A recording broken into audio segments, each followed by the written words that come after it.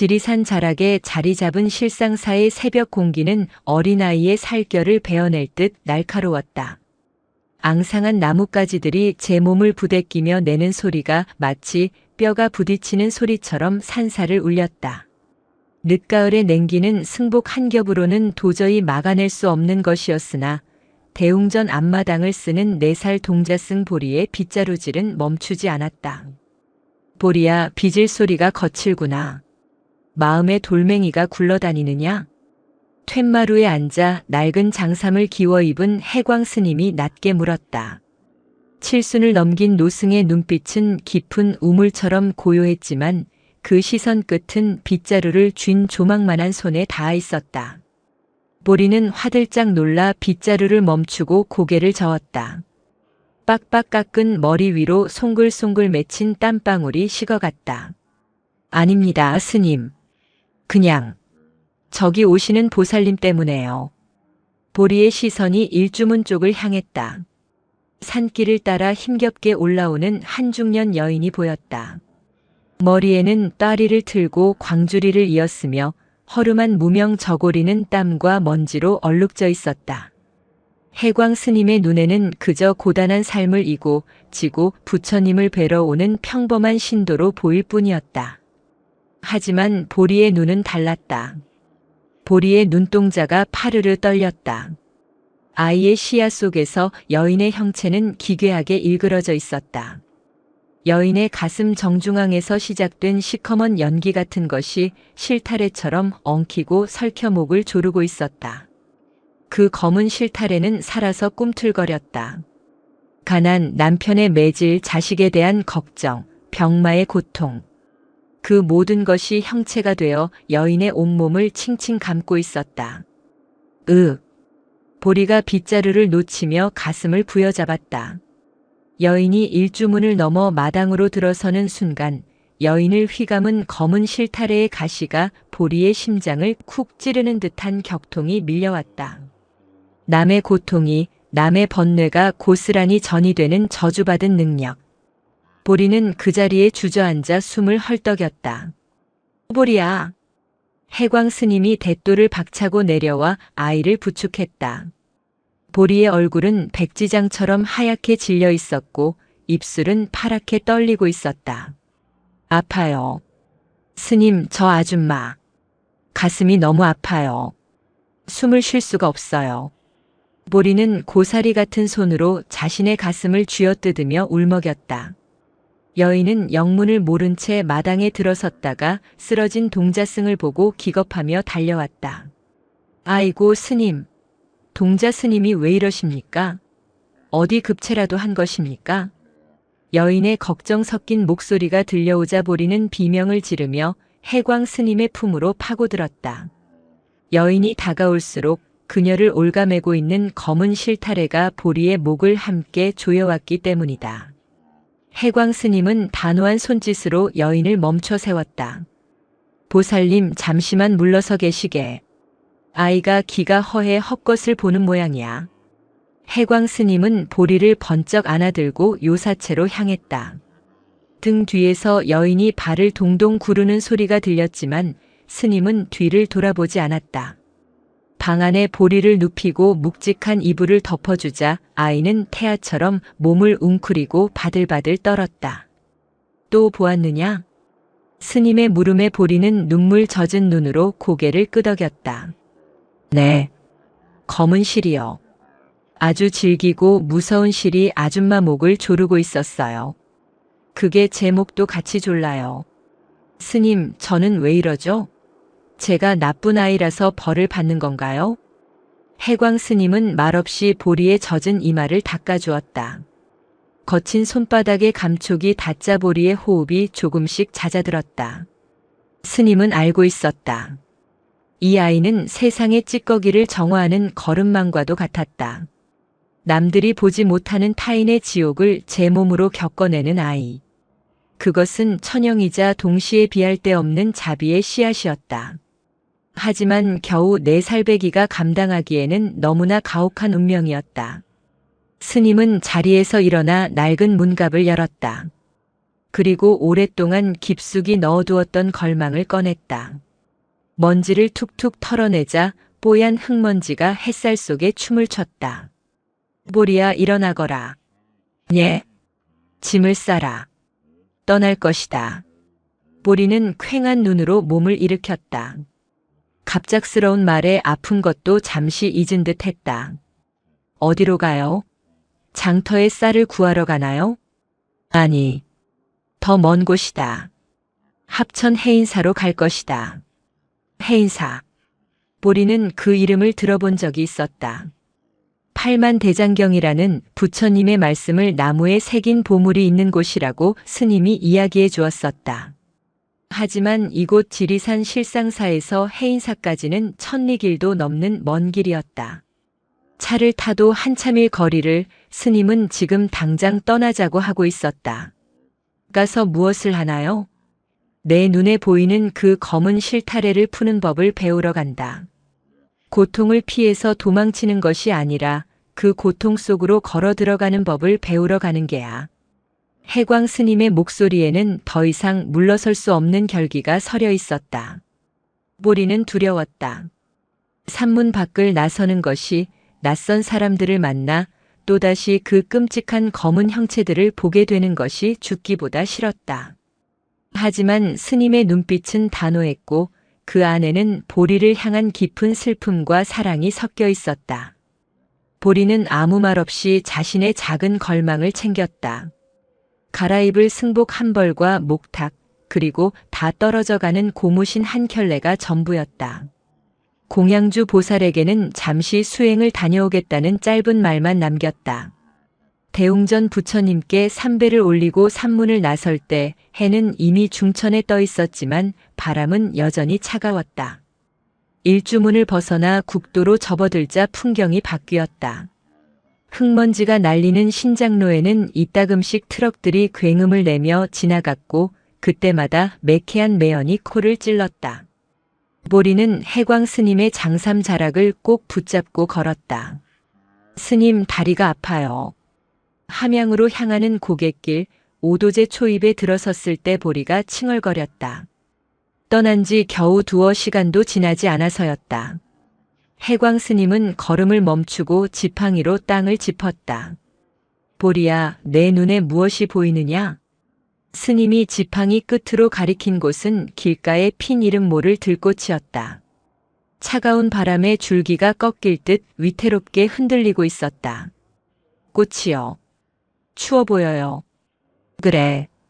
저 꽃은 추운 바람을 피하려 하지 않는다. 바람이 불면 흔들리고 비가 오면 젖는다. 그래서 꽃을 피우는 게야. 너의 아픔도 저 바람과 같다. 피하려 들면 부러지지만 흔들리며 받아들이면 견딜 수 있다. 보리는 입을 삐죽 내밀었지만 스님의 말씀이 무슨 뜻인지 알 것 같기도 했다. 그때였다. 고갯길 저편에서 낡은 리어카를 끄는 할머니 한 분이 힘겹게 올라오고 있었다. 리어카 위에는 시래기와 말린 고추 따위가 산더미처럼 쌓여 있었다. 보리의 눈이 다시 커졌다. 할머니의 등 뒤로 시커먼 그림자가 거머리처럼 달라붙어 있었다. 그것은 할머니의 허리를 짓누르고 다리를 휘감으며 검은 진물을 흘리고 있었다. 아, 또. 보리는 반사적으로 뒷걸음질 쳤다. 가슴 안쪽에서 욱신거리는 통증이 시작되었다. 마치 누군가 뜨거운 인두로 명치를 지지는 것 같았다. 보리는 눈을 질끈 감았다.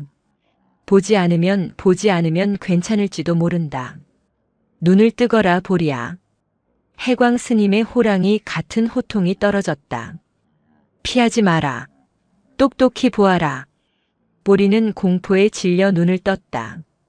할머니는 리어카 무게를 이기지 못해 비틀거리고 있었고 그럴수록 검은 그림자는 더욱더 거대해져 할머니를 집어삼킬 듯이 옥죄었다.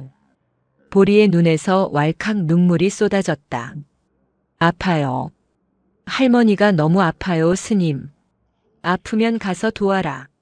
내가 느끼는 그 아픔이 저 노보살님이 느끼는 고통이다. 내가 물러서면 저분은 쓰러진다. 스님의 등 떠밈의 보리는 쭈뼛쭈뼛 앞으로 나갔다. 고무신을 신은 작은 발이 흙바닥을 디딜 때마다 가슴이 찢어질 듯 아팠다.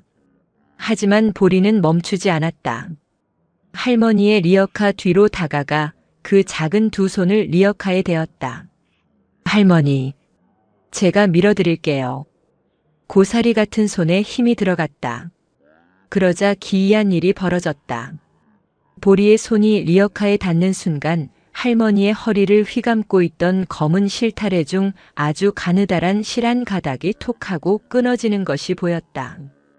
그와 동시에 보리의 가슴을 짓누르던 통증이 아주 조금, 아주 미세하게 가벼워졌다. 보리는 눈을 동그랗게 떴다. 그냥 아프기만 한 줄 알았는데 내가 다가가서 손을 대니 그 무서운 것이 조금은 풀어진다. 그 사실이 어린 보리에게는 엄청난 발견이었다. 영차, 영차. 보리는 이를 악물고 리어카를 밀었다. 4살 아이의 힘이 얼마나 되겠냐마는 할머니는 뒤에서 밀어주는 따뜻한 기운에 놀란 듯 뒤를 돌아보았다. 아이고, 어린 스님이 이게 무슨 일이요? 내 그냥 가도 되는데. 할머니의 주름진 얼굴에 땀방울과 함께 미소가 번졌다. 그 순간 할머니를 감싸고 있던 검은 연기가 옅어지며 잠시나마 숨 쉴 구멍이 생기는 것을 보리는 똑똑히 보았다. 고갯마루에 올라 리어카를 세웠을 때 보리는 기진맥진하여 바닥에 주저앉았다. 온몸이 땀으로 젖어 있었지만 이상하게도 마음 한구석은 뿌듯했다. 고맙습니다, 스님들. 덕분에 살았소. 할머니는 꼬깃꼬깃한 돈 몇 푼을 꺼내려 했지만 해광 스님은 정중히 사양했다. 그저 저희 수행의 일부일 뿐입니다. 살펴가십시오. 할머니가 멀어지는 뒷모습을 보며 해광 스님이 보리의 머리를 쓰다듬었다. 투박한 손길이었지만 그 어느 때보다 따뜻했다. 보았느냐? 고통은 나누면 옅어지는 법이다. 내가 아픔을 느낀다는 건 남의 아픔을 덜어줄 준비가 되었다는 뜻이기도 하다. 보리는 끄덕였다. 여전히 가슴은 욱신거리고 다리는 후들거렸지만 처음 산문을 나설 때의 막연한 두려움은 조금 사라져 있었다. 스님, 해인사까지 가면 이 검은 실들이 다 사라지나요? 그건 모를 일이지. 허나 적어도 내가 그 실에 묶여 끌려다니지는 않게 될 게다. 자, 다시 가자. 해가 지기 전에 함양 읍내에는 닿아야 한다. 두 승려는 다시 길을 재촉했다. 지리산의 그림자가 길게 늘어지기 시작했다. 붉게 타오르는 노을 아래 작은 동자승과 늙은 스님의 그림자가 하나로 겹쳐지며 길게 이어졌다. 그 길은 멀고도 험했지만 보리는 이제 스님의 옷자락을 잡는 대신 자신의 목탁을 꼭 쥐고 씩씩하게 걸음을 옮겼다. 하지만 그들은 아직 몰랐다. 함양을 지나 거창으로 향하는 길목에서 그들이 상상조차 하지 못한 더 깊고 어두운 인간의 심연과 마주하게 될 것임을. 바람이 다시 거세게 불어왔다. 낙엽들이 회오리치며 그들의 앞길을 막아서듯 흩날렸다. 지리산 자락을 벗어나 함양 읍내로 들어서는 길은 보리에게 또 다른 지옥문이 열리는 것과 같았다. 산사의 고요함에 익숙해져 있던 보리의 귀에 장터의 소음은 거대한 파도처럼 밀려들었다. 닷새마다 선다는 함양 장날이었다. 우시장 쪽에서는 소들의 울음소리가, 국밥집 골목에서는 솥단지 끓는 소리와 사람들의 왁자지껄한 호객 소리가 뒤섞여 허공을 때렸다. 스님, 사람이 너무 많아요. 보리는 해광 스님의 장삼 자락을 생명줄처럼 움켜쥐었다. 단순히 사람이 많은 것이 문제가 아니었다. 보리의 눈에 비친 장터는 형형색색의 옷을 입은 사람들이 아니라 검고 끈적거리는 실타래를 온몸에 감고 꿈틀거리는 기괴한 덩어리들의 집합소였다. 물건을 더 비싸게 팔려는 상인의 욕심은 뾰족한 가시가 돋친 검은 줄이 되어 입 밖으로 튀어나왔고 조금이라도 깎으려는 손님의 인색함은 끈적한 거미줄처럼 상인의 팔을 휘감았다. 술에 취해 비틀거리는 남자의 어깨 위에는 썩은 곰팡이 같은 검은 안개가 짓누르고 있었다. 그 모든 욕망과 번뇌가 뒤엉켜 내뿜는 악취에 보리는 숨이 턱턱 막혔다. 보리야, 코를 막지 마라. 귀도 막지 마라. 해광 스님은 보리의 손을 부드럽게 떼어냈다. 이곳은 아수라장이다. 하지만 이들 또한 부처님이 될 씨앗을 품은 중생들이다. 더러운 연못에서 연꽃이 피듯 이 악취 속에도 사람의 향기가 숨어 있다. 스님은 담담하게 인파 속을 걸어갔다. 보리는 울상을 지으며 종종 걸음으로 따랐다. 그때였다. 비켜요, 비켜. 다들 길 좀 비키라고. 어디선가 날카로운 고함 소리와 함께 흙먼지를 일으키며 달려오는 그림자가 있었다. 10살 남짓 되어 보이는 꾀죄죄한 소년이었다. 소년은 보리의 어깨를 거칠게 밀치며 지나갔다. 악! 보리가 엉덩방아를 찧으며 바닥에 나뒹굴었다. 무릎이 까져 피가 배어나왔지만 보리는 아픔을 느낄 새도 없었다. 소년과 부딪힌 순간 소년의 몸을 휘감고 있던 끔찍한 형상을 보았기 때문이다. 그것은 굶주린 늑대 모양을 한 검은 연기였다. 늑대 형상은 소년의 배를 날카로운 발톱으로 핥히고 있었고 소년의 목에는 밧줄 같은 검은 실이 매달려 어디론가 강하게 잡아당겨지고 있었다. 그 실은 단순한 욕심이 아니었다. 생존을 위한 처절한 몸부림 그리고 누군가를 향한 끔찍한 공포가 섞여 있었다. 저놈 잡아라. 내 돈주머니 내놔라 이 도둑놈아. 뒤이어 몽둥이를 든 건장한 사내가 씩씩거리며 달려왔다. 쌀가게 주인이었다. 장터 사람들은 혀를 차며 길을 터주거나 구경거리가 생겼다는 듯 몰려들었다. 보리야, 괜찮으냐? 해광 스님이 보리를 일으켜 세우려 했지만 보리는 멍하니 소년이 사라진 골목길을 가리켰다. 스님, 저 형아 울고 있어요. 무슨 소리냐? 도망치느라 바쁜 녀석인데. 아니에요. 마음이 울고 있어요. 배가 너무 고파서 창자가 끊어질 것 같은데 그보다 더 무서운 게 저 형아를 끌고 가요. 저기 저 검은 줄이 형아를 끌고 골목으로 갔어요. 보리는 무언가에 홀린 듯 골목길로 달리기 시작했다. 무릎의 상처에서 피가 흘러 승복을 적셨지만 개의치 않았다. 그 검은 줄이 자신을 부르는 것 같았다. 아니, 도와달라고 비명을 지르는 것 같았다. 보리야, 거기 서라. 해광 스님이 급히 뒤를 쫓았다. 미로처럼 얽힌 장터 뒷골목은 퀴퀴한 냄새로 가득했다. 보리는 본능적으로 검은 실타래의 잔상을 따라 뛰었다. 막다른 골목, 쓰러져가는 초가집 담벼락 아래에서 소녀는 쌀가게 주인에게 덜미를 잡혀 있었다. 이 쥐새끼 같은 놈, 감히 내 돈을 훔쳐? 오늘 다리 몽둥이를 분질러 놓겠다. 주인이 몽둥이를 치켜들었다. 소녀는 훔친 돈주머니를 품에 안고 몸을 웅크리며 바들바들 떨었다.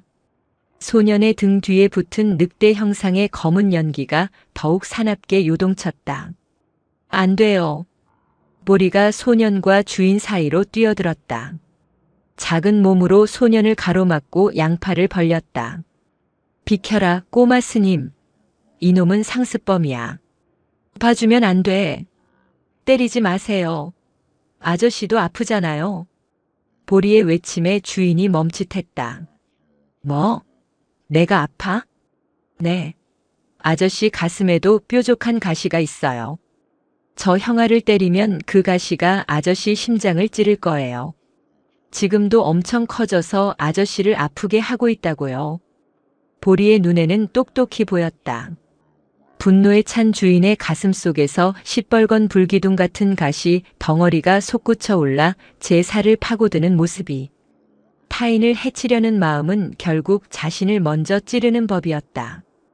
주인은 기가 막힌다는 듯 헛웃음을 지었지만 어린 동자승의 눈빛이 너무나 맑고 처연하여 차마 몽둥이를 내리치지 못했다.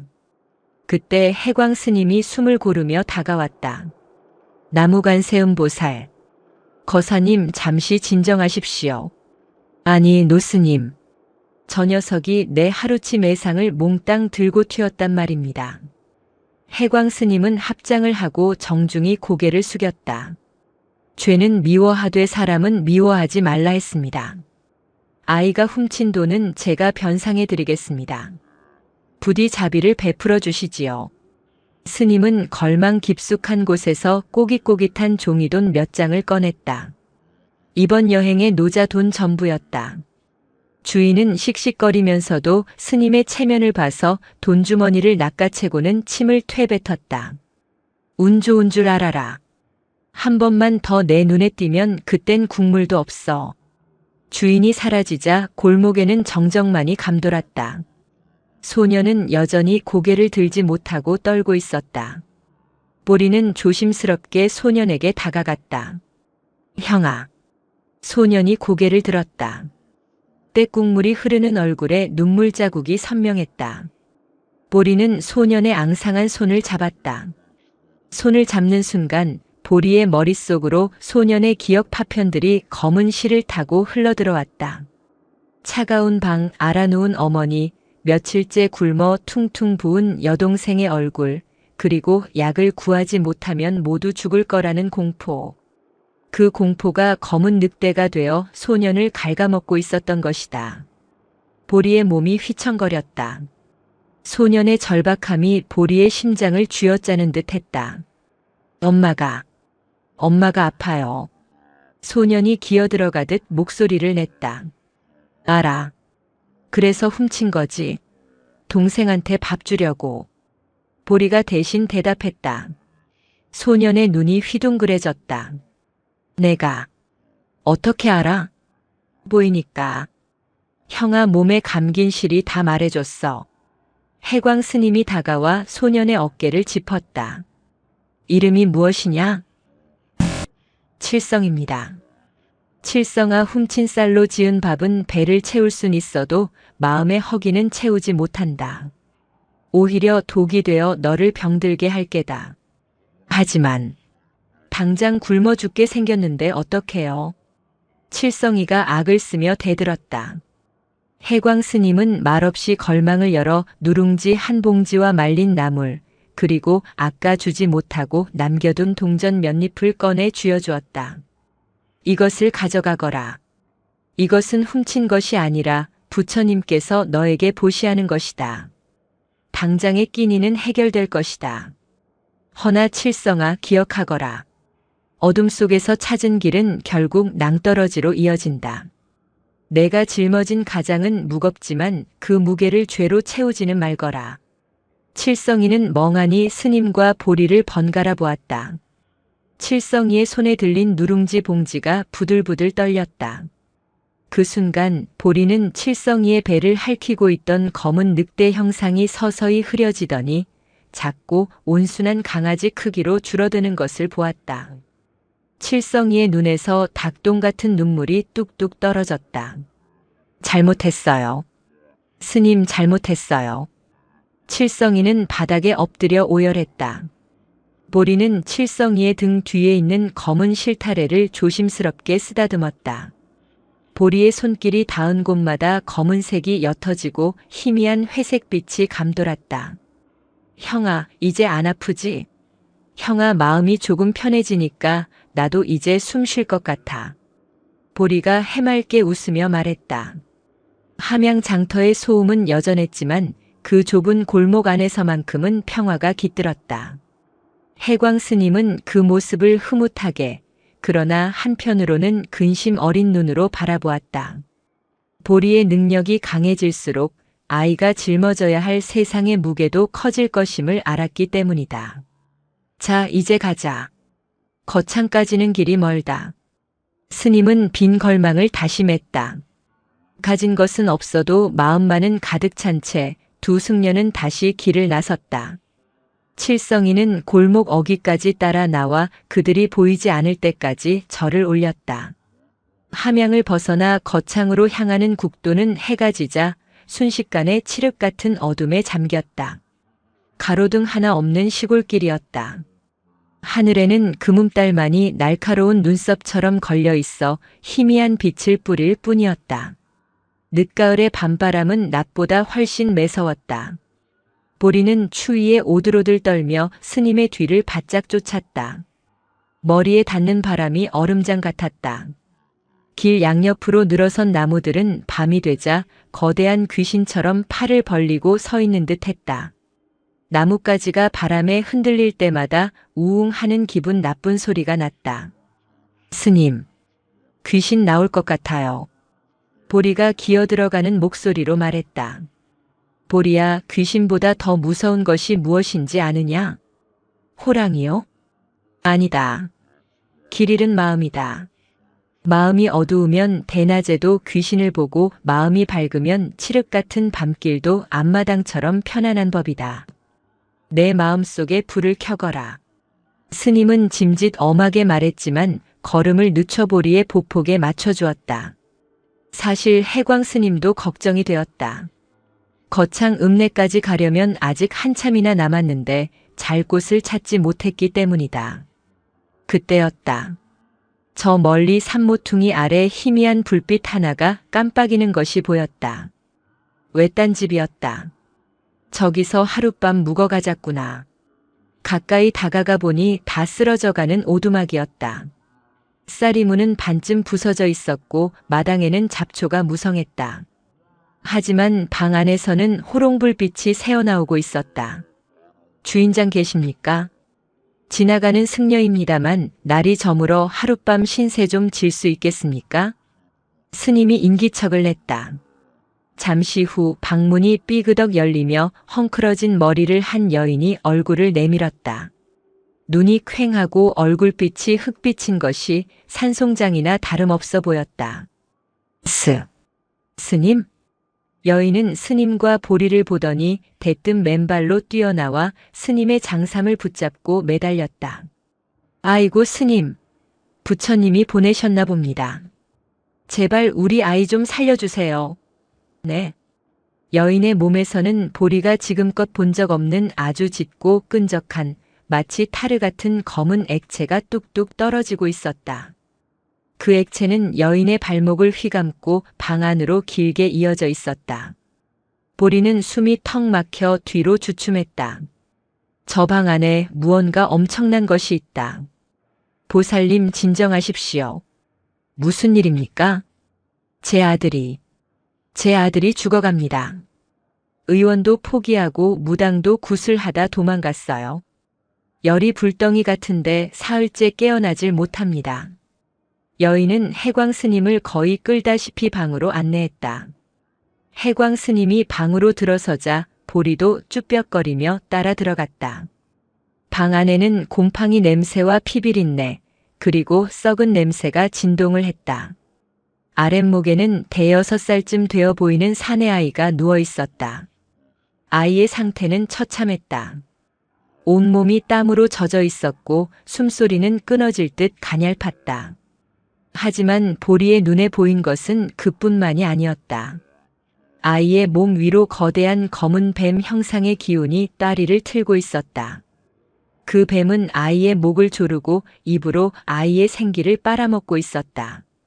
그리고 그 뱀의 꼬리는 어머니인 여인의 심장에 연결되어 있었다. 어머니의 지독한 집착과 불안, 그리고 아이의 고통이 하나로 엉켜 괴물을 만들어낸 것이다.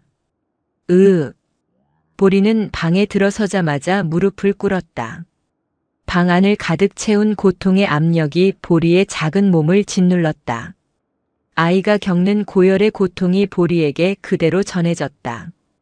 온몸이 불타는 것 같았다. 뼈마디가 녹아내리는 듯한 뜨거움에 보리는 비명조차 지르지 못했다. 보리야, 정신 차려라. 해광 스님이 보리의 어깨를 흔들었다. 보리는 흐릿한 눈으로 스님을 올려다보았다. 스님, 뜨거워요. 저 아이가 불에 타고 있어요.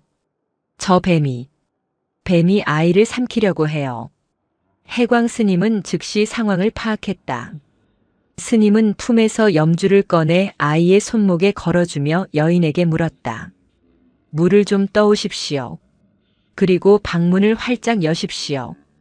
이 탁한 공기가 아이를 더 죽이고 있습니다. 여인이 허둥지둥 부엌으로 나간 사이 스님은 보리의 손을 잡고 아이의 머리맡에 앉혔다. 보리야, 잘 듣거라. 너는 지금 저 아이의 고통을 내 것으로 느끼고 있다. 그래서 아픈 것이다. 하지만 내가 아파한다고 해서 저 아이가 낫는 것은 아니다. 그럼 어떡해요? 너무 아파요, 스님. 도망가고 싶어요. 보리는 울먹이며 아이에게서 멀어지려 했다. 뱀의 형상이 보리를 향해 씩씩거리며 위협했다. 도망치지 마라. 내 능력은 저주가 아니라 그릇이다. 이 방 안에 가득 찬 고통을 내가 받아내어 맑은 기운으로 바꿔주어야 한다. 내가 통로가 되어야 한다. 아이의 손을 잡아라. 싫어요. 무서워요. 보리야. 스님의 불호령이 떨어졌다.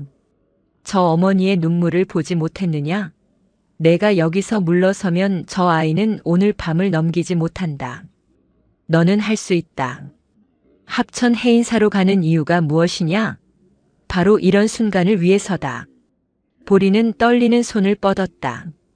손끝이 아이의 불덩이 같은 손에 닿았다. 아, 뜨거워. 순간적으로 엄청난 열기가 보리의 팔을 타고 심장으로 밀려들어왔다. 보리는 이를 악물었다. 눈앞이 캄캄해지고 뱀의 형상이 보리의 몸을 휘감으려 달려들었다. 보리는 마음속으로 관세음보살을 불렀다. 나는 통로다. 나는 그냥 대나무 통이다. 고통은 나를 지나가서 흘러나간다. 해광 스님이 가르쳐준 말을 주문처럼 되뇌었다. 그러자 신기한 일이 일어났다. 아이의 몸을 짓누르던 검은 뱀의 형상이 보리의 팔을 타고 넘어오더니 보리의 몸을 통과해 등 뒤 허공으로 빠져나가면서 희뿌연 연기로 흩어지기 시작했다. 보리는 정화조가 된 기분이었다. 더러운 오물이 들어와서 깨끗한 물이 되어 나가는 느낌. 하지만 그 과정은 끔찍하게 고통스러웠다. 살점이 뜯겨나가는 듯한 아픔을 견디며 보리는 아이의 손을 놓지 않았다. 물이 든 사발을 들고 들어오던 여인은 그 광경을 보고 얼어붙었다. 작은 동자승의 몸에서 은은한 금색빛이 뿜어져 나오며 아들을 감싸고 있던 어두운 그림자를 몰아내고 있었다. 그것은 기적이 아니라 처절한 사투였다. 보리의 코에서 붉은 코피가 주르륵 흘러내렸다. 스님. 보리의 의식이 점차 희미해졌다. 아이의 호흡이 조금씩 편안해지는 것이 느껴졌다. 열기가 빠져나간 아이의 얼굴에 핏기가 돌아오고 있었다. 반대로 보리의 얼굴은 창백하게 질려갔다. 마지막 검은 기운 한 줄기까지 모두 뽑아내어 허공으로 흩뿌린 순간 보리는 힘없이 바닥으로 쓰러졌다. 보리야. 해광 스님이 보리를 받아 안았다. 보리는 몽롱한 정신 속에서 해광 스님의 품이 얼마나 따뜻한지 느꼈다. 그리고 희미하게 들리는 여인의 통곡 소리. 그것은 슬픔의 울음이 아니라 기쁨과 안도의 울음이었다. 아, 다행이다. 보리는 안도감과 함께 깊은 잠의 수렁으로 빠져들었다. 거창의 깊은 산골, 이름 모를 오두막의 밤은 그렇게 깊어갔다. 밖에는 여전히 밤바람이 윙윙거리며 울고 있었지만 방 안에는 색색거리는 아이의 숨소리와 해광 스님의 나지막한 독경 소리만이 평화롭게 감돌았다. 보리가 눈을 떴을 때는 창호지 문틈으로 희미한 아침 햇살이 스며들고 있었다. 코끝을 간지럽히는 구수한 숭늉 냄새가 아니었다면 아마 정오가 넘도록 일어나지 못했을 것이다. 몸이 물먹은 솜처럼 무거웠다. 손가락 하나 까딱하기 힘들었지만 가슴 한 구석을 짓누르던 답답한 통증은 말끔히 사라져 있었다. 일어났느냐, 보리야. 해광 스님이 방문을 열고 들어왔다. 스님의 손에는 김이 모락모락 나는 대접이 들려 있었다. 뒤이어 어젯밤 그토록 울부짖던 여인이 들어왔는데 그녀의 얼굴은 하룻밤 사이에 10년은 젊어진 듯 환했다. 그녀의 등 뒤에서 수줍게 고개를 내미는 아이, 바로 어젯밤 죽음의 문턱을 넘나들던 그 아이였다. 스님, 저 형아 이제 괜찮아요? 보리가 잠긴 목소리로 물었다. 내 덕분이다. 내가 저 아이의 고통을 다 마셔버렸으니 이제 아이는 새처럼 가벼울 게다. 여인이 털썩 무릎을 꿇고 보리에게 절을 했다. 동자 스님 정말 고맙습니다. 이 은혜를 어찌 갚아야 할지요. 제 아들 철수를 살려주셨습니다. 살아있는 부처님이십니다. 보리는 당황하여 이불 속으로 숨으려 했다. 칭찬을 듣는 것이 부끄럽기도 했지만 여인의 몸에서 더 이상 검은 타르 같은 액체가 흐르지 않고 은은한 살구색 기운이 감도는 것을 보고 안심이 되었기 때문이었다. 보살님 일어나십시오. 인연이 다 그리 된 것뿐입니다. 해광 스님은 담담히 말하며 보리에게 숭늉을 떠먹여 주었다. 따뜻한 국물이 식도를 타고 넘어가자 비로소 얼었던 몸이 녹는 듯 했다. 아침 공양을 마치고 짐을 꾸리는 스님을 보며 여인이 다급하게 매달렸다. 스님 며칠 더 쉬어 가십시오. 동자 스님 몸도 아직 성치 않은데 어찌 이리 급히 가십니까? 제가 닭이라도 한 마리 잡아 몸보신이라도 시켜드려야 마음만 받겠습니다. 수행자는 한 곳에 오래 머물면 그곳의 편안함에 마음이 묶이는 법입니다. 흐르는 물이 썩지 않듯 저희도 흘러가야 합니다. 해광 스님의 결심은 단호했다. 여인은 아쉬움에 눈물을 글썽이며 광주리에 찐 고구마와 옥수수 그리고 무명천으로 싼 쌈짓돈을 내밀었다. 이거라도 가져가세요. 제발요. 해광 스님은 고구마 몇 개만 걸망에 넣고 돈 봉투는 정중히 돌려주었다. 저희에게 필요한 것은 길을 걸을 힘뿐입니다. 이 돈은 철수를 위해 쓰십시오. 아이가 건강하게 자라 남을 돕는 사람이 된다면 그것으로 저희의 공양은 충분합니다. 살인문을 나서는 두 스님의 뒤로 여인과 철수가 보이지 않을 때까지 손을 흔들었다. 보리는 자꾸만 뒤를 돌아보았다. 누군가를 살렸다는 뿌듯함과 따뜻한 아랫목을 떠나야 한다는 아쉬움이 교차했다. 보리야. 산모퉁이를 돌아 마을이 시야에서 사라지자 해광 스님이 입을 열었다. 뒤를 돌아보지 마라. 철수 형아가 보고 싶어서요. 내가 베푼 선행도 내가 받은 칭찬도 뒤돌아서면 잊어버려야 한다. 내가 사람을 살렸다는 생각에 젖어 있으면 그 마음이 도리어 너를 올가매는 족쇄가 된다. 선행을 베풀고도 베풀었다는 생각조차 없는 것, 그것이 진정한 보신이라. 보리는 스님의 말씀이 어려웠지만 고개를 끄덕였다. 그러면 어제 아팠던 것도 다 잊어야 해요? 그래. 아픔도 있고 기쁨도 있고 오직 지금 걷고 있는 이 발걸음만 생각하거라. 길은 거창으로 이어지는 험준한 고개로 접어들었다. 앙상한 나뭇가지 사이로 칼바람이 불어왔다. 보리의 잿빛 승복 자락이 펄럭거렸다. 어제 무리하게 기운을 쓴 탓인지 다리가 천근만근이었지만 보리는 내색하지 않았다. 스님의 말씀대로 발끝에 닿는 흙의 감촉에만 집중하려 애썼다. 한참을 걸었을까 길가에 돌무더기가 쌓인 선앙당이 나타났다. 그곳에는 누군가 버리고 간 낡은 집신이며 사기 그릇 조각들이 널려 있었다. 보리는 그 돌무더기 위에 앉아 쉬고 있는 한 노인을 보았다. 허리가 굽은 노인은 지나가는 사람들을 멍하니 쳐다보고 있었다. 보리의 눈이 가늘어졌다. 노인의 어깨 위에는 검은 실타래 대신 회색빛 먼지 같은 것이 뽀얗게 내려앉아 있었다. 그것은 고통이라기보다는 깊은 체념과 외로움처럼 보였다. 뼈만 남은 앙상한 가지처럼 생명력이 말라가는 모습. 할아버지 추우시죠? 보리가 다가가 주머니에 있던 따뜻한 고구마 하나를 내밀었다. 노인은 느릿하게 고개를 돌려 보리를 보았다. 초점 없는 눈동자에 잠시 생기가 돌았다. 어린 스님이 이걸 내게? 네. 아까 보살님이 주신 거예요. 드세요. 노인은 떨리는 손으로 고구마를 받아들었다. 그 순간 보리는 보았다. 노인의 어깨에 쌓여있던 회색 먼지가 아주 조금 바람에 날리듯 흩어지는 것을. 그것은 격렬한 치유는 아니었지만 잔잔한 위로였다. 고맙다. 참으로 고맙다. 내 자식들도 나를 버리고 갔는데. 노인의 중얼거림을 뒤로하고 다시 길을 떠날 때 보리는 해광 스님을 올려다보며 물었다. 스님, 저 할아버지는 아픈 게 아니라 슬퍼 보였어요. 검은 실이 아니라 회색 먼지였거든요. 고통에는 여러 얼굴이 있다. 칼에 베인 상처처럼 날카로운 고통도 있지만 낡은 옷처럼 닳고 닳아 무뎌진 슬픔도 있는 법이지. 때로는 묵묵히 들어주는 것만으로도 그 먼지를 털어낼 수 있단다. 거창 읍내가 멀리 내려다 보이는 고갯마루에 섰을 때 해는 서산으로 기울고 있었다. 붉은 노을이 세상을 물들였고 두 승려의 그림자는 길게 늘어지며 서로의 어깨를 감싸 안았다. 보리는 이제 알 것 같았다. 이 여행은 단순히 걷는 것이 아니라 세상의 수만 가지 색깔을 가진 마음들을 만나는 공부라는 것을. 거창 장터는 함양보다 훨씬 크고 번잡했다.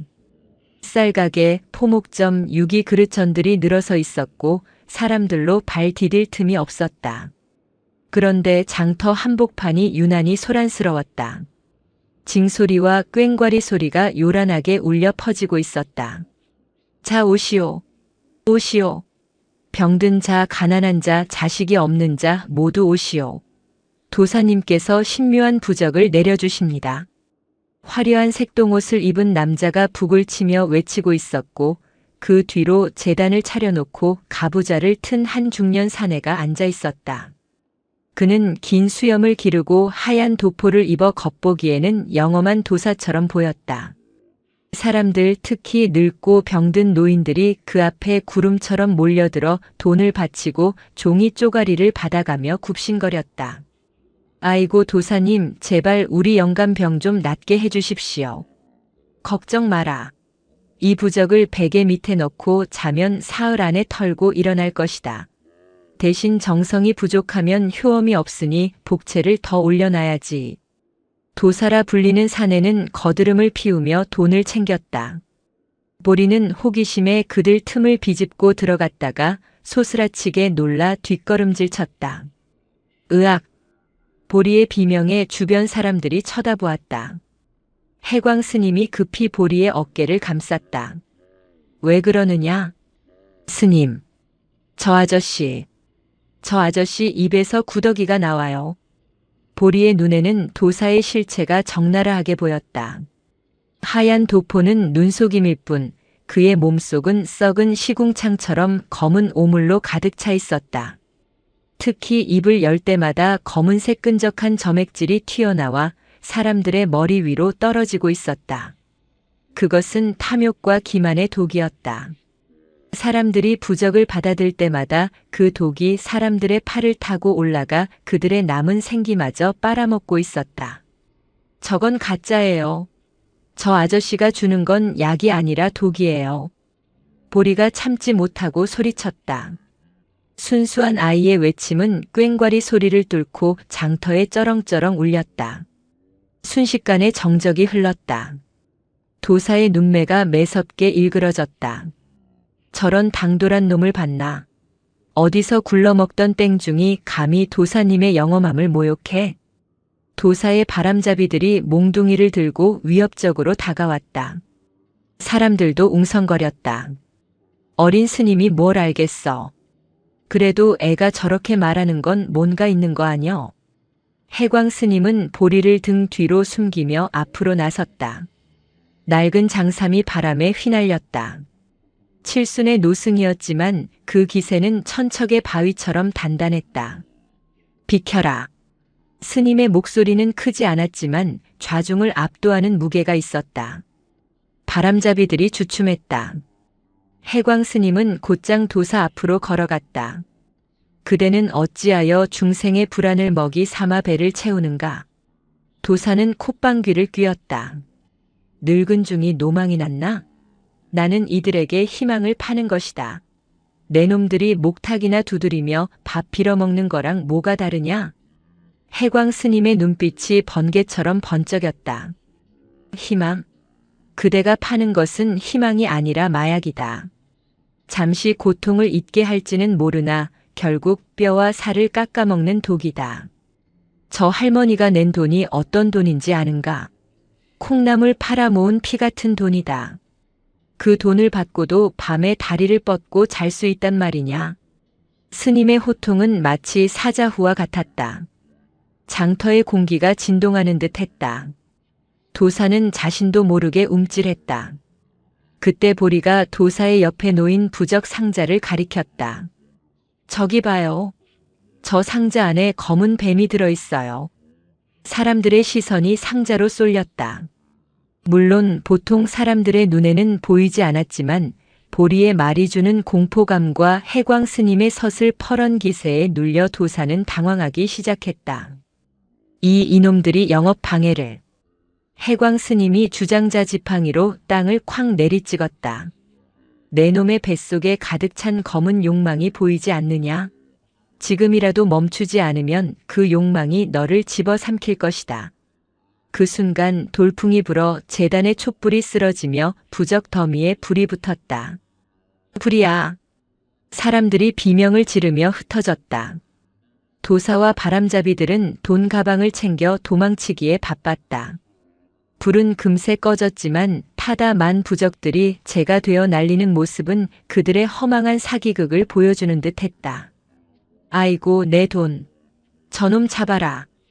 뒤늦게 정신을 차린 사람들이 도망가는 도사를 쫓아갔다. 장터는 다시 아수라장이 되었다. 해광 스님은 혀를 차며 보리의 손을 잡고 그곳을 빠져나왔다. 스님, 제가 잘한 거죠?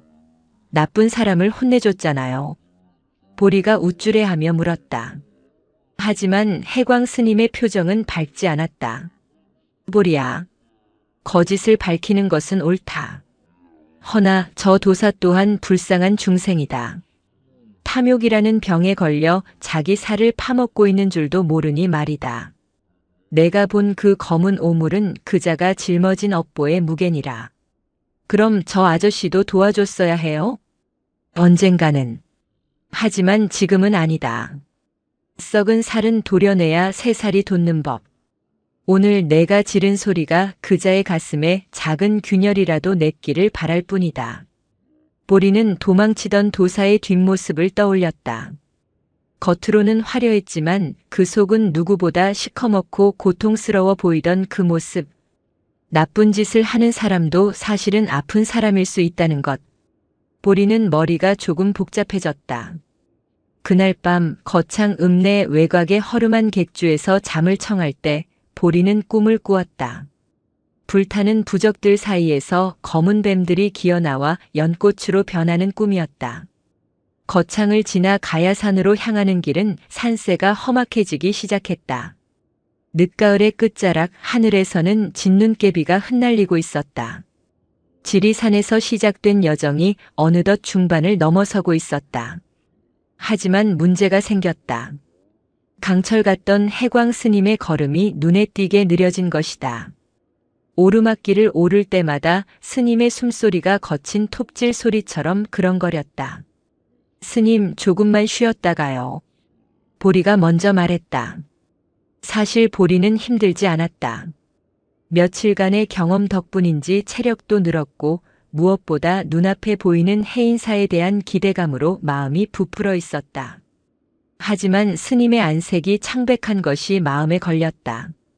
아니다. 해지기 전에 저 고개를 넘어야 한다. 스님은 고집스럽게 발을 떼었지만 발끝이 자꾸만 돌부리에 걸렸다. 스님. 휘청거리던 스님이 결국 무릎을 꿇고 주저앉았다. 보리가 화들짝 놀라 달려들었다. 스님, 괜찮으세요? 해광 스님은 거칠게 숨을 몰아쉬며 손을 저었다. 괜찮다. 잠시 현기증이 났을 뿐이야. 보리는 스님의 얼굴을 자세히 들여다보았다. 그리고 소스라치게 놀랐다. 항상 맑고 깊었던 스님의 주변으로 희뿌연 안개가 피어오르고 있었다. 그것은 사람들의 번뇌인 검은 실과는 달랐다. 새벽녘의 물안개처럼 차갑고도 서늘한 기운. 그것은 생명의 불꽃이 사그라들 때 나타나는 노쇠의 그림자였다. 스님. 스님 몸에 안개가 꼈어요.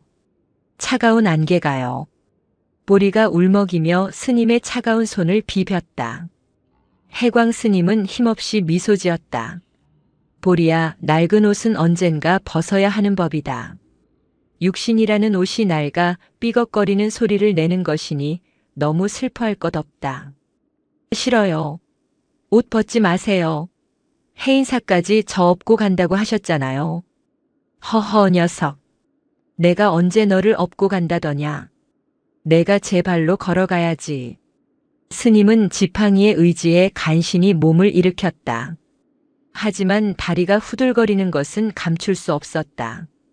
보리는 결심한 듯 자신의 작은 걸망을 고쳐 메고는 스님의 다른 쪽 팔을 자신의 어깨에 걸쳤다. 제가 지팡이가 될게요. 저한테 기대세요. 겨우 4살 제 몸 하나 가누기도 벅찬 작은 아이가 70대 노승의 무게를 지탱하려 안간힘을 썼다. 해광 스님은 코끝이 찡해졌다. 지리산 암자에서 피덩이 같은 녀석을 받아 키운 게 엊그제 같은데 이제 이 녀석이 나를 부축하는구나. 그래, 우리 보리. 다 컸구나. 두 사람은 서로에게 의지하며 눈보라가 치는 산길을 올랐다. 보리는 이가 딱딱 부딪힐 정도로 추웠지만 스님의 체온이 식지 않도록 스님의 손을 꼭 잡고 놓지 않았다. 그때 길가 바위 틈에서 무언가 바스락거리는 소리가 났다.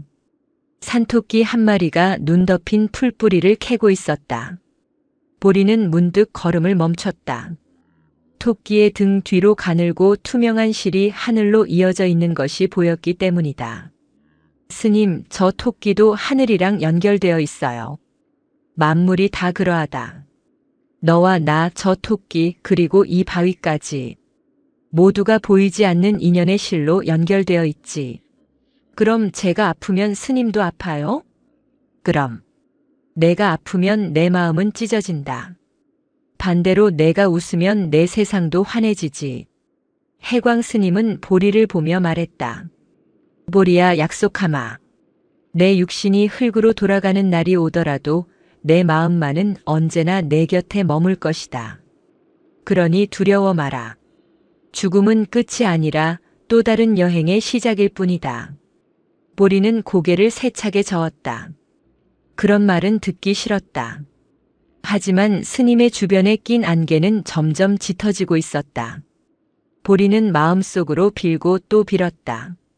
부처님, 제발 우리 스님 좀 지켜주세요. 제가 착한 일 더 많이 할게요. 어느덧 날이 어두워지고 눈발이 굵어졌다. 다행히 고갯마루 근처에 작은 산신각이 비어 있었다. 오늘은 여기서 묵자. 지붕만 간신히 남은 산신각이었지만 눈을 피하기엔 충분했다. 스님은 탈진한 듯 자리에 눕자마자 깊은 잠에 빠져들었다. 보리는 주변에서 마른 나뭇가지를 주워와 불을 피웠다. 타닥타닥 타오르는 불꽃을 보며 보리는 스님의 앙상한 얼굴을 지켰다. 밤이 깊어지자 산짐승들의 울음소리가 들려왔다. 멀리서 늑대 울음소리 같은 것이 들리자 보리는 덜컥 겁이 났다. 하지만 보리는 도망치지 않았다.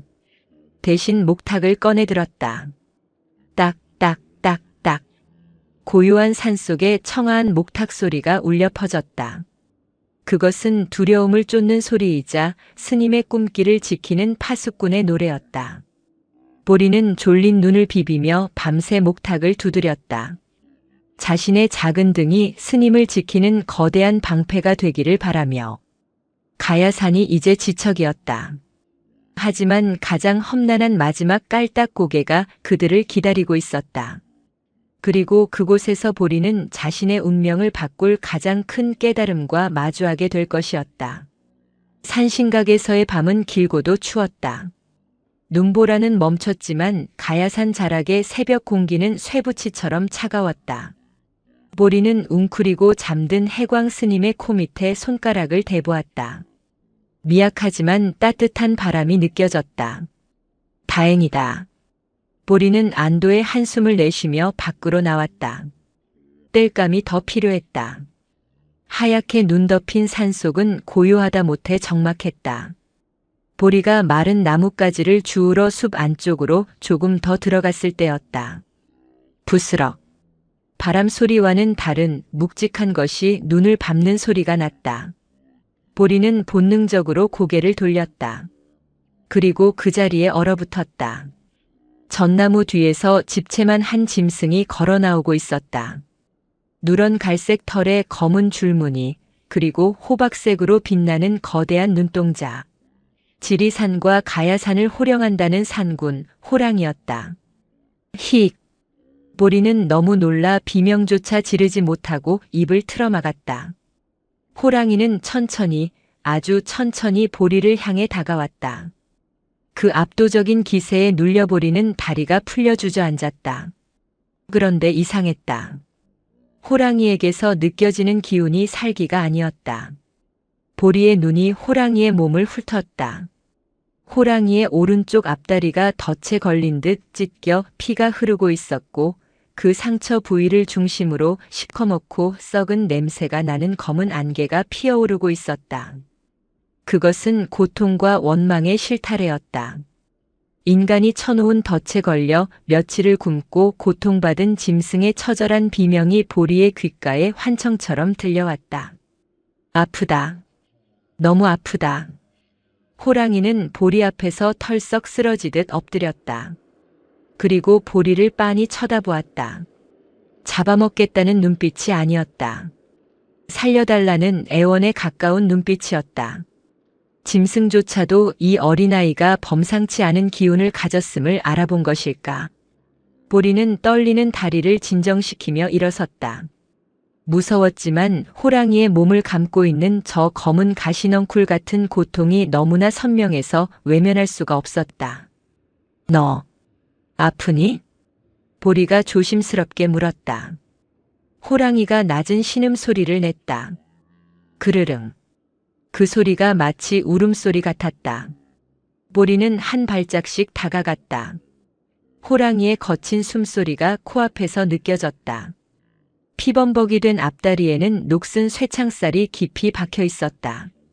보리는 호랑이의 눈을 똑바로 바라보며 손을 뻗었다.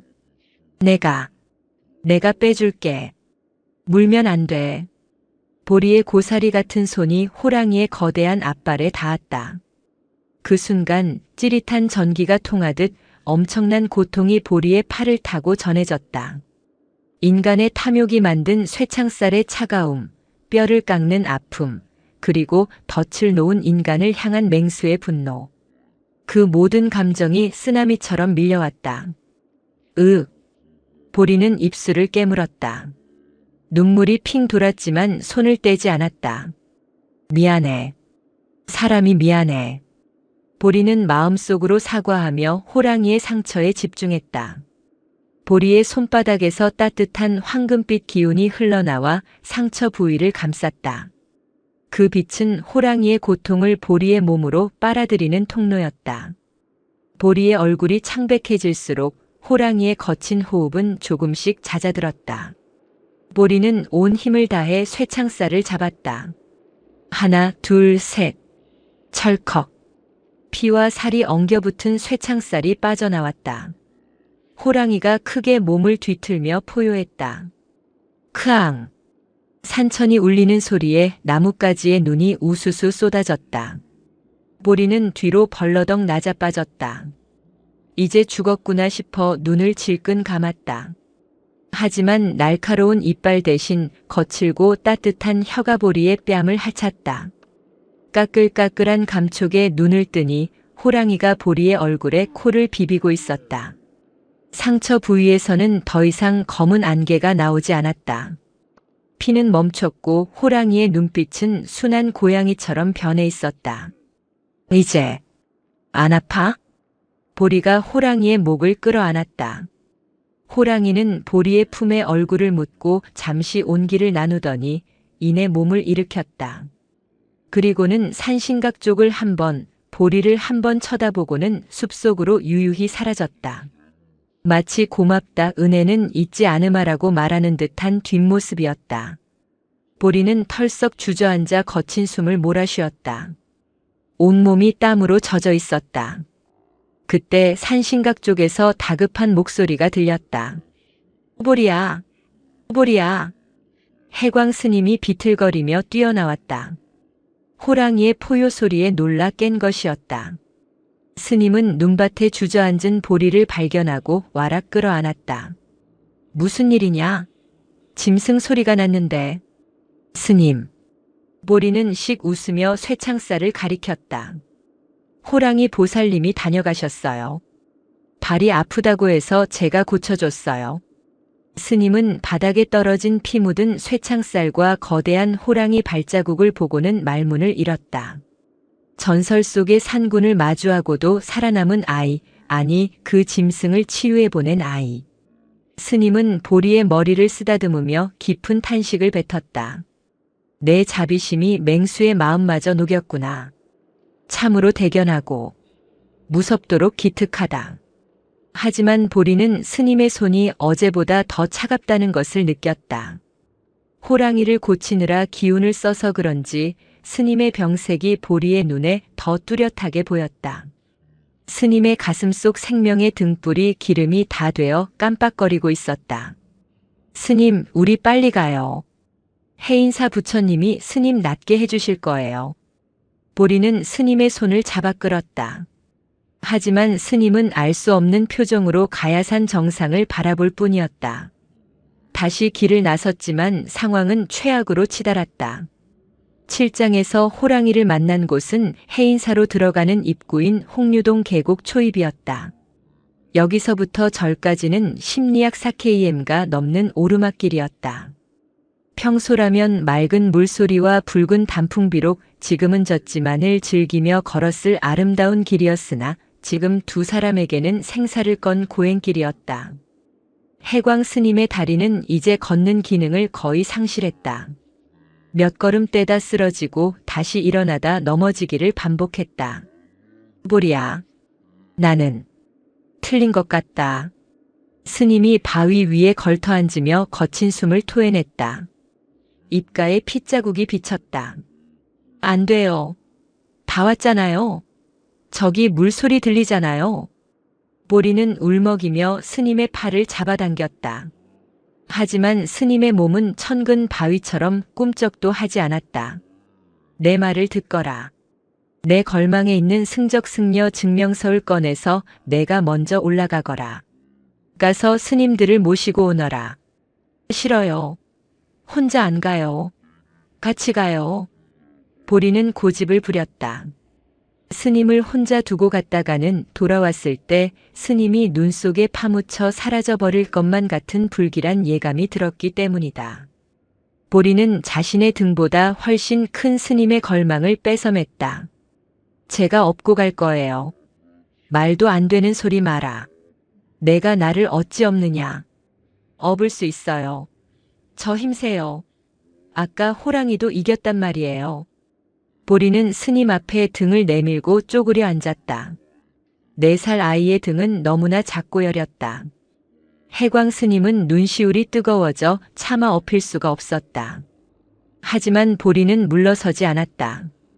빨리요. 스님 안 업히면 저 여기서 얼어 죽을 때까지 안 일어날 거예요. 아이의 억지에 스님은 결국 한숨을 쉬며 몸을 일으켰다. 그래. 가다가 힘들면 바로 내려야 한다. 스님이 조심스럽게 보리의 등에 몸을 기댔다. 물론 보리가 스님을 번쩍 들어올릴 수는 없었다. 보리는 스님의 팔을 자신의 어깨에 걸치고 스님의 무게를 지탱하며 질질 끌다시피 걸음을 옮겼다. 으라차차. 보리는 기압을 넣었다.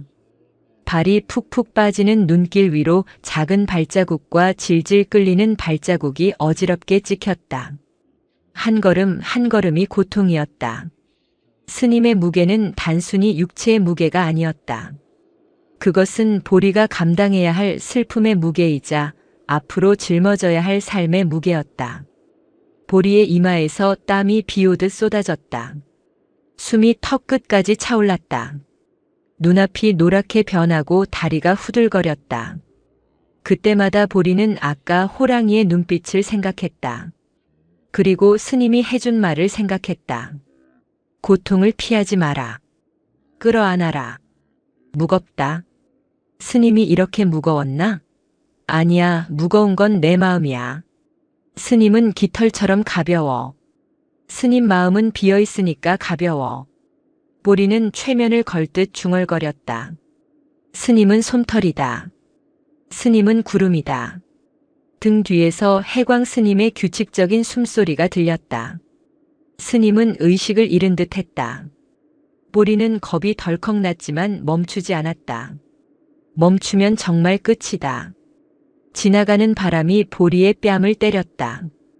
계곡물 소리가 천둥 소리처럼 크게 들려왔다.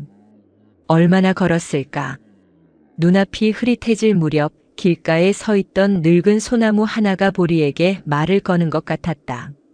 조금만 더 가거라. 다 왔다. 소나무 가지 사이로 저 멀리 웅장한 일주문의 지붕이 보였다. 스님, 보여요? 문이 보여요. 보리가 소리쳤다. 하지만 등 뒤에 스님은 대답이 없었다. 스님의 몸이 점점 차가워지고 있었다. 보리는 입술을 깨물어 피를 냈다. 그 아픔으로 정신을 차렸다. 안 돼. 주무시면 안 돼. 보리는 마지막 젖 먹던 힘을 짜내어 발을 내디뎠다. 무릎이 깨지고 발톱이 빠질 것 같았지만 상관없었다.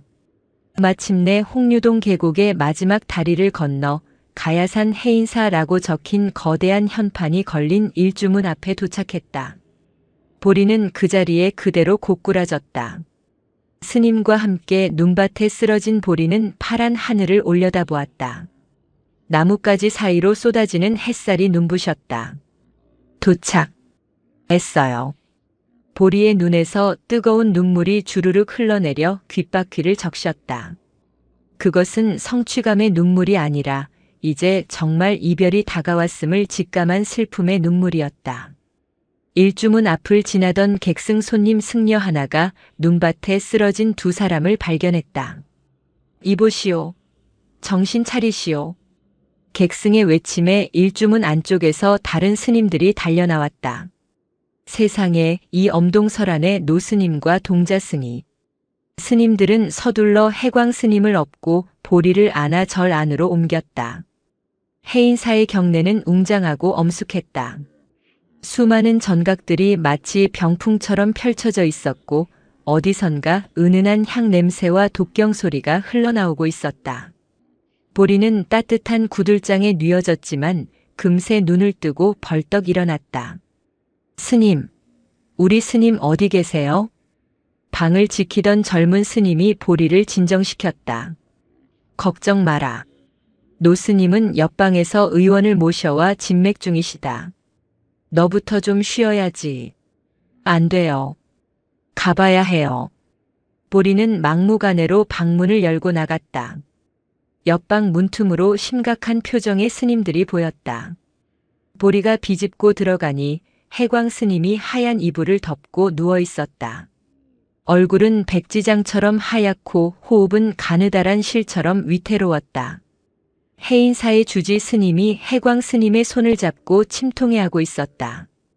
주지 스님은 해광 스님의 얼굴을 보더니 화들짝 놀랐었다.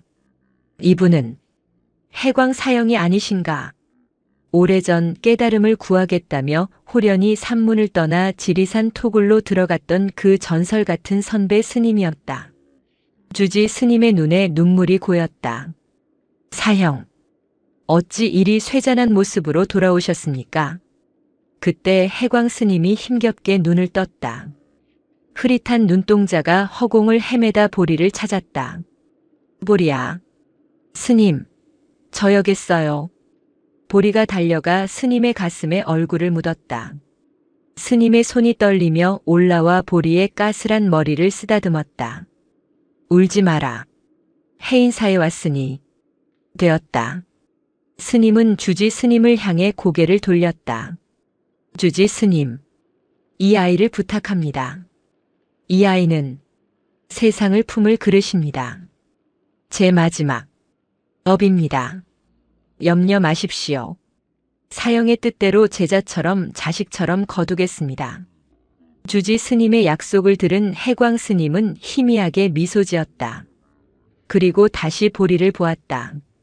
보리야, 내 마지막 부탁을 들어주겠느냐? 네, 뭐든지요. 말씀만 하세요. 나를 장경판전으로 데려다 다오. 부처님의 말씀을 새긴 그 나무판들 앞에서 마지막 숨을 쉬고 싶구나. 주변 스님들이 만류했다. 지금 움직이면 바로 숨이 넘어갈 수도 있는 위중한 상태였다.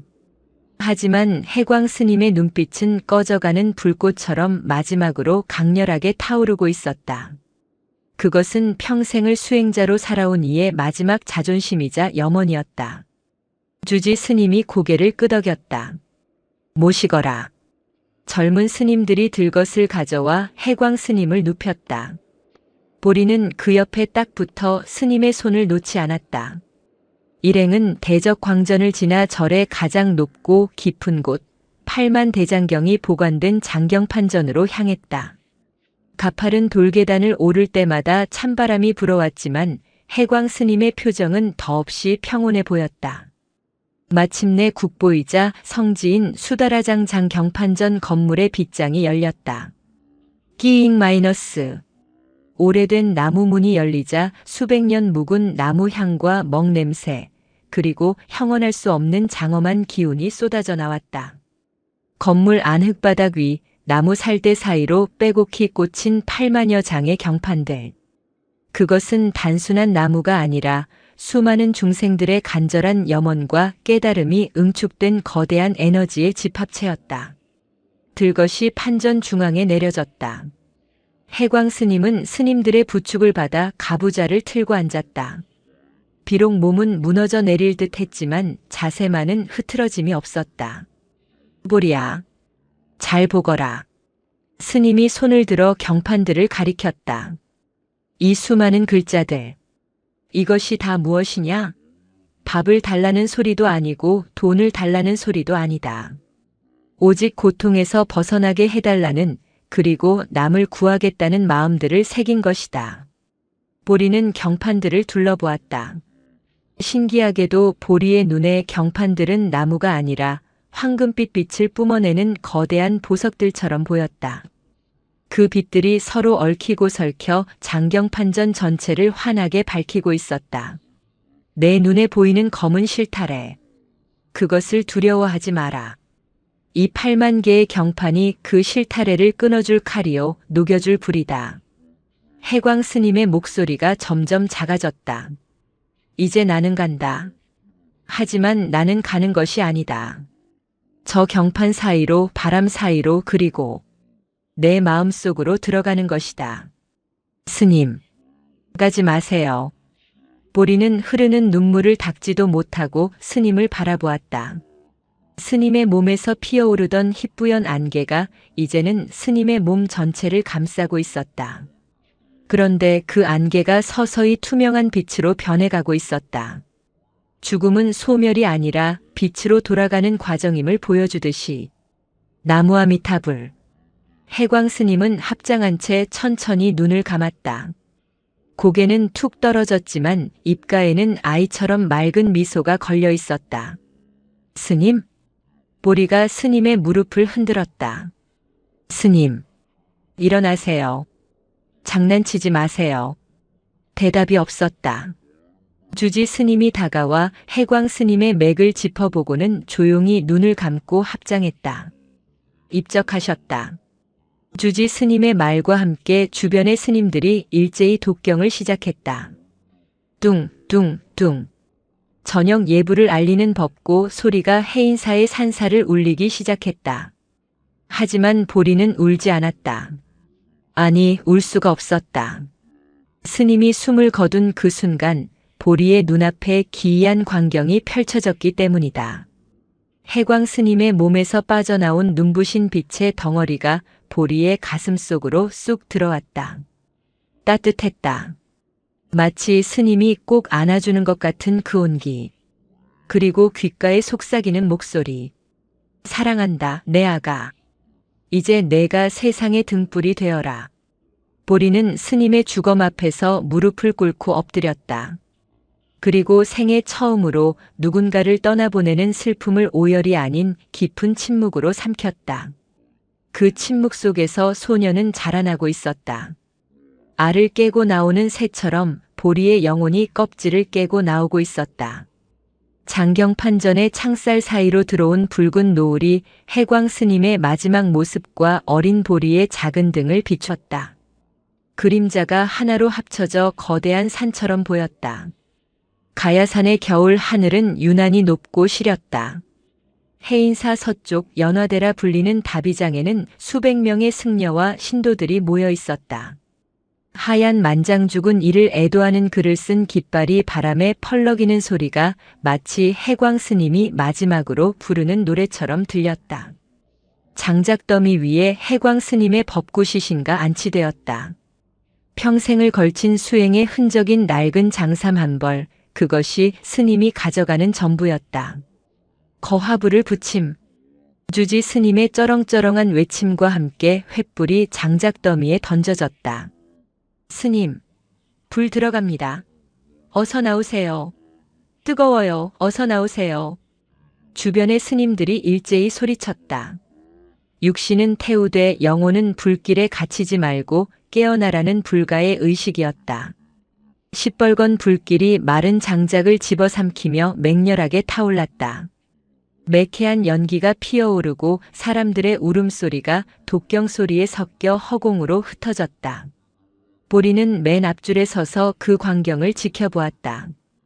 울지 않겠다고 다짐했건만 불길이 치솟을 때마다 심장이 뜯겨나가는 듯한 통증이 밀려왔다. 하지만 보리를 괴롭히는 것은 이별의 슬픔만이 아니었다. 다비장에 모인 수백 명의 사람들. 그들이 뿜어내는 비탄, 후회, 두려움의 검은 감정들이 거대한 해일처럼 보리를 덮쳐오고 있었다. 스님이라는 든든한 방패가 사라진 지금 보리는 벌거벗은 채 폭풍우 속에 서 있는 것과 같았다. 보리가 가슴을 움켜쥐고 비틀거렸다. 보리야, 괜찮느냐? 주지 스님이 보리를 부축했다. 보리의 눈에는 불타는 장작더미보다 더 뜨겁고 시커먼 연기가 사람들의 머리 위를 맴도는 것이 보였다. 너무 시끄러워요. 마음들이 너무 시끄러워요. 보리는 귀를 막고 바닥에 주저앉았다. 세상의 모든 고통이 귀 속으로 쏟아져 들어와 뇌를 휘젓는 것 같았다. 도망치고 싶었다. 이 능력을 버리고 싶었다. 스님이 없으면 나는 그저 괴물일 뿐이야. 보리는 공포에 질려 뒷걸음질 쳤다. 그때였다. 타오르는 불길 속에서 낯익은 목소리가 바람을 타고 들려왔다. 피하지 마라, 보리야. 불을 보지 말고 그 불이 무엇을 태우고 있는지 보아라. 보리는 번쩍 고개를 들었다. 해광 스님의 목소리였다. 보리는 눈물을 닦고 불길을 응시했다.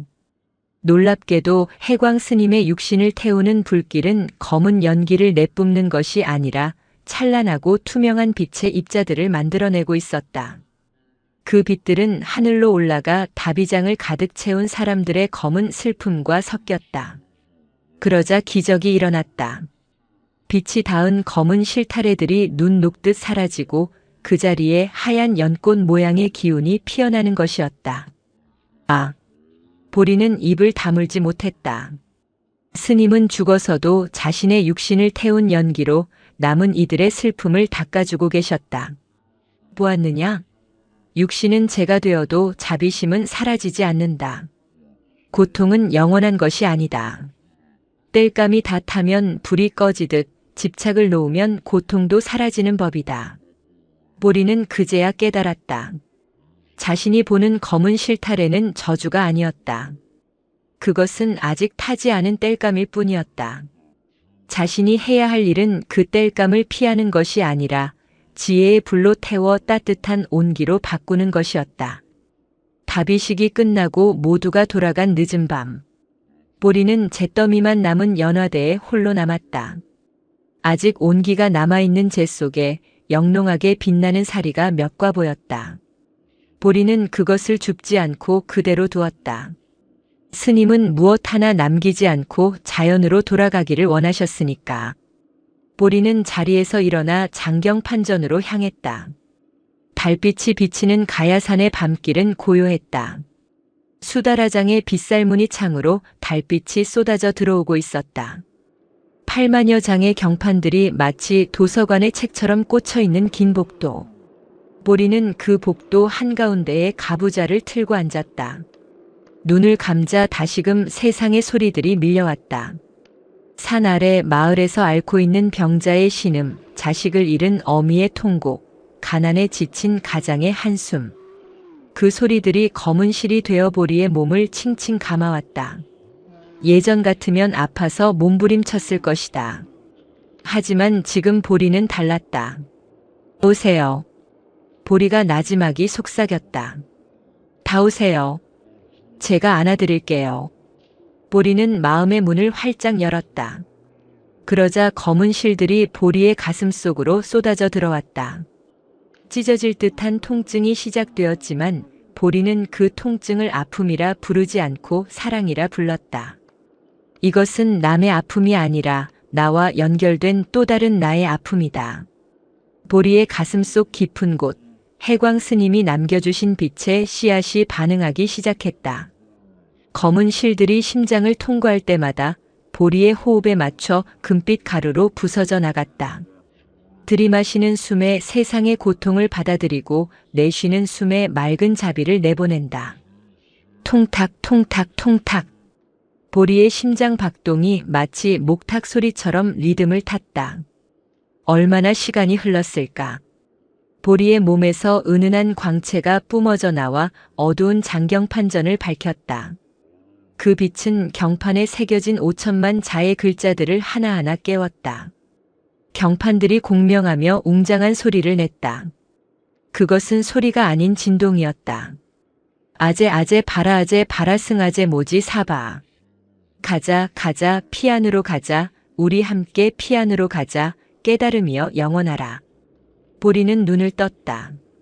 눈동자 속에 담겨있던 두려움은 완전히 사라지고 깊고 고요한 호수만이 남아있었다. 4살 아이의 눈이라고는 믿기지 않는 깊이였다. 스님, 이제 알겠어요. 저는 고통을 담는 그릇이 아니라 고통을 녹이는 용광로가 되어야 한다는 것을요. 보리는 자리에서 일어나 합장 반배를 올렸다.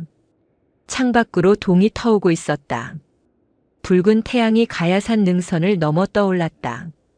보리의 긴 밤이 끝나는 순간이었다. 시간은 흐르는 물처럼 멈추지 않고 흘러갔다.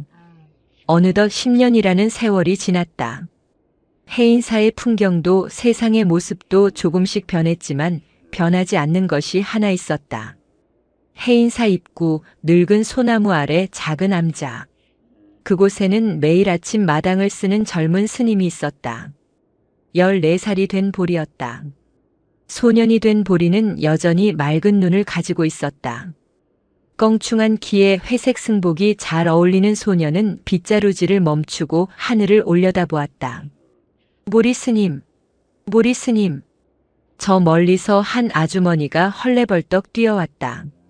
얼굴에는 근심이 가득했고 어깨에는 짓누르는 듯한 검은 안개가 매달려 있었다.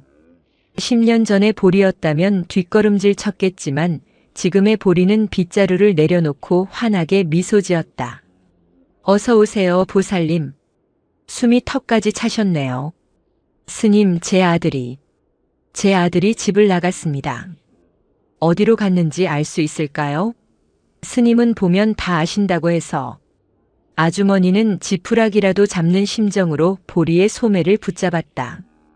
아주머니의 불안과 공포가 끈적한 타르처럼 보리의 손으로 옮겨왔다. 보리는 눈살을 찌푸리는 대신 따뜻하게 아주머니의 손을 두 손으로 감싸 쥐었다. 보살님, 차 한 잔 드시지요. 지금 차가 넘어가게 생겼습니까? 제발요. 마음이 잔잔해져야 물속이 보이는 법입니다. 흙탕물 속에서는 아무것도 찾을 수 없어요. 보리의 목소리에는 기이한 힘이 있었다. 듣는 사람의 심장 박동을 차분하게 만드는 울림. 보리는 아주머니를 툇마루에 앉히고 따뜻한 입차를 우려냈다. 찻잔에서 피어오르는 향기가 아주머니의 어깨를 짓누르던 검은 안개를 조금씩 흩어놓았다. 보리는 아주머니의 눈을 바라보았다. 아드님은 멀리 가지 않았습니다. 보살님의 걱정이 너무 커서 아이가 잠시 숨을 쉴 곳이 필요했을 뿐이에요. 읍내 도서관에 가보세요. 책 속에 파묻혀 있을 겁니다. 정말입니까? 네. 그리고 아드님을 찾으시면 혼내지 마시고 그냥 말없이 안아주세요. 밥은 먹었니? 하고요. 그거면 됩니다. 보리가 빙긋 웃자 아주머니의 가슴속에 엉켜있던 실타래가 스르르 풀렸다. 아주머니는 연신 고개를 숙이며 암자를 떠났다. 보리는 다시 빗자루를 들었다. 마당 구석에 작은 돌탑이 하나 서 있었다. 해광 스님을 생각하며 보리가 하나씩 쌓아 올린 탑이었다. 스님, 오늘도 한 분 다녀가셨어요. 바람이 불어 풍경 소리가 땡그랑 하고 울렸다.